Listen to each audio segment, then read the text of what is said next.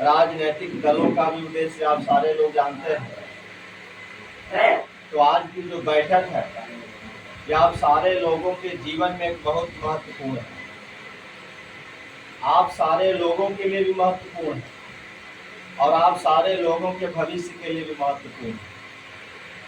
हम सारे लोग राजनीतिक लोग हैं, हम सारे लोगों का उद्देश्य ही राजनीति है। तो यदि हम सारे लोगों का उद्देश्य राजनीति है, हम सारे लोग राजनीतिक लोग हैं, तो यह देश में सबसे ज़्यादा कुछ महत्वपूर्ण है तो वोट है। सबसे ज़्यादा महत्वपूर्ण कुछ है तो राजनीति है, जिससे हम सारे लोग दूर रहते हैं। हमारे लोग दूर रहते हैं, राजनीति से हमारे लोग दूर रहते हैं।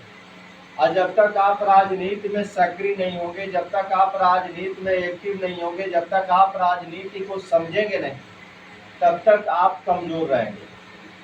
राजनीति और वोट का उद्देश्य है, जो लेता है वो मजबूत होता है और जो देता है वो कमजोर होता है। आप चाहो तो मूल्यांकन कर लो, पूरे देश का मूल्यांकन कर लो, आप गांव का मूल्यांकन कर लीजिए, आप किसी भी जगह का मूल्यांकन कर लीजिए।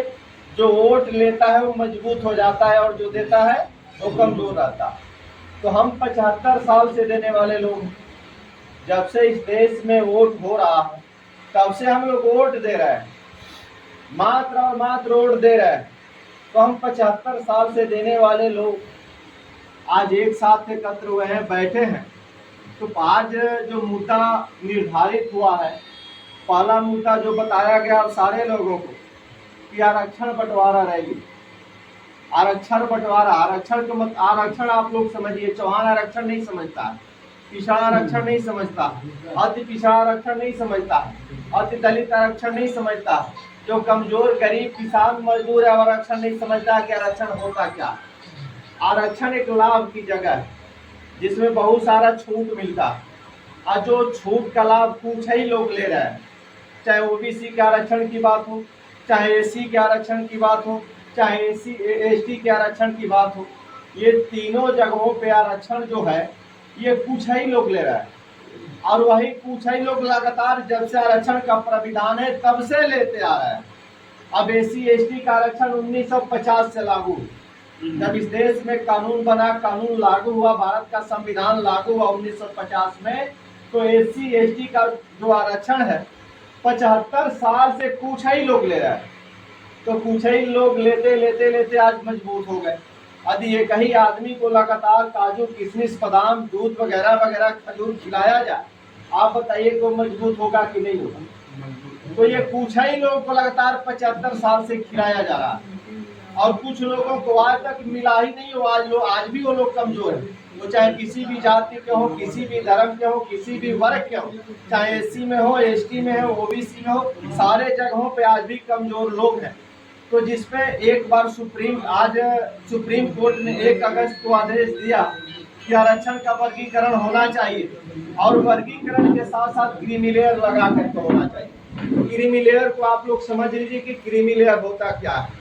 क्रीमी लेयर एक क्रीम होता है, उसके ऊपर एक लेयर दही, आप लोग दूध आप सारे लोगों के घर में बनता है।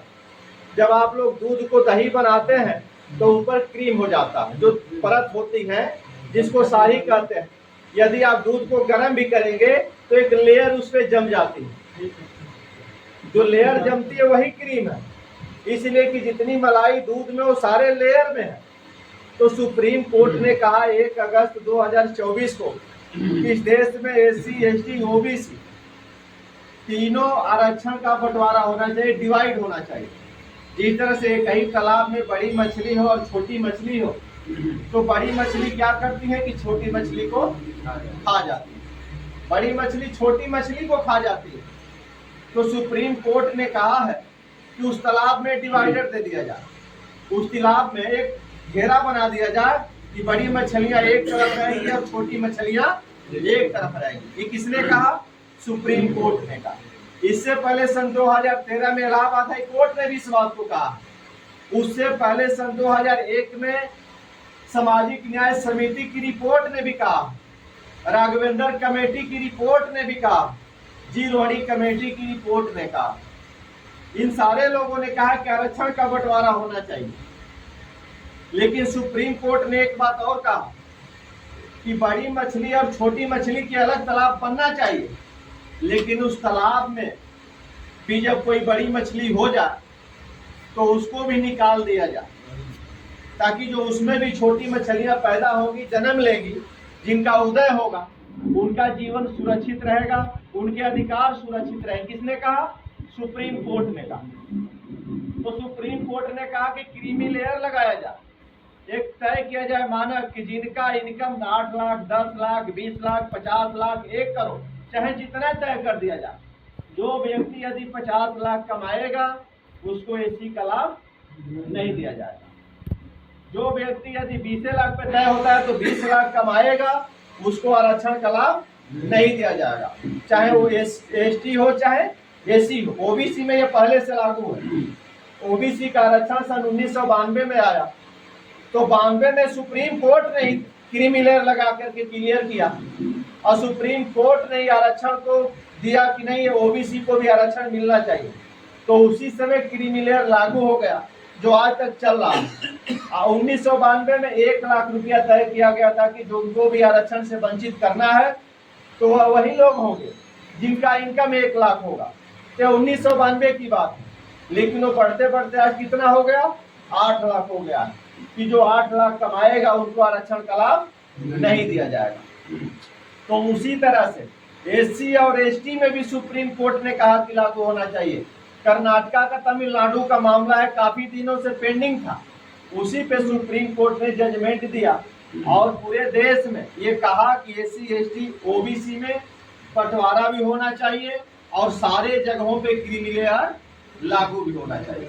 अब आप कल्पना करिए कि यदि एसटी का व्यक्ति, आप एसटी के लोगों के बीच में जाइए और उनसे क्रीमी लेयर और आरक्षण के बारे में बताइए, तो निश्चित एसटी में भी बहुत सारे लोग हैं जो एक तरफा लाभ लेते आ रहे हैं। जब से एसटी का आरक्षण मिल रहा है, कुछ ही लोग उस पूरे एसटी के आरक्षण के लाभ को लेते हैं। अब बहुत सारी ऐसी जातियां हैं, बहुत सारे लोग ऐसे हैं जो एसटी का आरक्षण 75 वर्षों में आज तक नहीं ले पाए। वही स्थिति एससी में भी है। एससी में मायावती जी हैं, एससी में चिराग पासवान जी हैं, एससी में अठावले जी हैं, एससी में मुर्मू जी हैं, एसी में इनके तरह लाखों लोग हैं जो 75 साल से एसी का मलाई अकेले खा रहे हैं।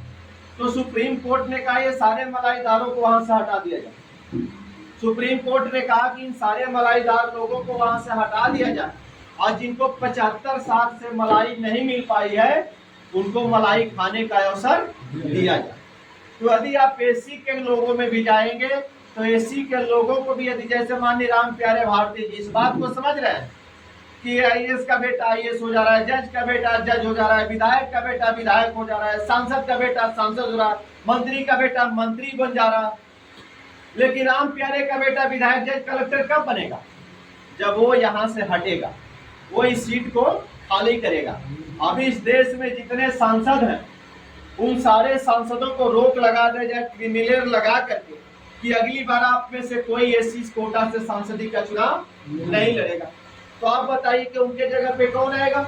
गरीब, जो कमजोर है, एसी का जो कमजोर है, चाहे वो किसी भी जाति का, चाहे चमार जाति का हो, चाहे पासवान जाति का हो, चाहे धोबी जाति का हो, चाहे डोम जाति का हो, चाहे जिस जाति का एसी का हो, जो कमजोर होगा वही फिर सांसद बनेगा, विधायक बनेगा, उसको अवसर मिलेगा। लेकिन 75 साल से हो क्या रहा? जो विधायक है उसी का बेटा विधायक बन जा रहा, जो मंत्री है उसी का बेटा मंत्री बन रहा, जो जज है उसी का बेटा जज बन रहा, जो आईएएस है उसी का बेटा आईएएस बन रहा, जो पूंजीपति है उसी का बेटा पूंजीपति बन रहा। तो इसलिए सुप्रीम कोर्ट ने कहा कि इसमें भी क्रीमी लेयर लागू होना चाहिए, और जितने मजबूत लोग हैं, जिनकी गर्दन मोटी हो गई है काजू किशमिश दूध बादाम खा पी करके, उनको आरक्षण से वंचित किया जाए, और जो दबे कुचले लोग हैं, कमजोर लोग हैं, जो अपने पैरों पे खड़े नहीं हो पा रहे हैं, उनको अवसर दिया जाए। तो यदि एसी के लोगों को भी आप चाहें तो जोड़ सकते हैं इस पे। राम प्यारे भारती जी ने उसी एजेंडे पे आपके साथ कहा कि नहीं, आपकी लड़ाई सही है। ये विगत 20 साल पहले की लड़ाई है, जनता क्रांति पार्टी की आज की लड़ाई नहीं है। सन 2004 से ये लड़ाई चलती आ रही है, जिसके लिए आप सारे लोग जानते हैं कि आंदोलन भी हुआ है, धरना भी हुआ है, प्रदर्शन भी हुआ है, जेल भी लोग गए। उसी पे सुप्रीम कोर्ट ने आज आपके पक्ष में जजमेंट फैसला भी दिया कि ऐसा होना चाहिए। लेकिन वही लोग विरोध कर रहे हैं जो 75 साल से मलाई खा रहे हैं, वही लोग विरोध कर रहे हैं जिनको लाभ मिल रहा है। बाकी लोग चुप है जो जानते नहीं है। ये लोग जो लाभ लेने वाले लोग उनको बरगला रहे हैं।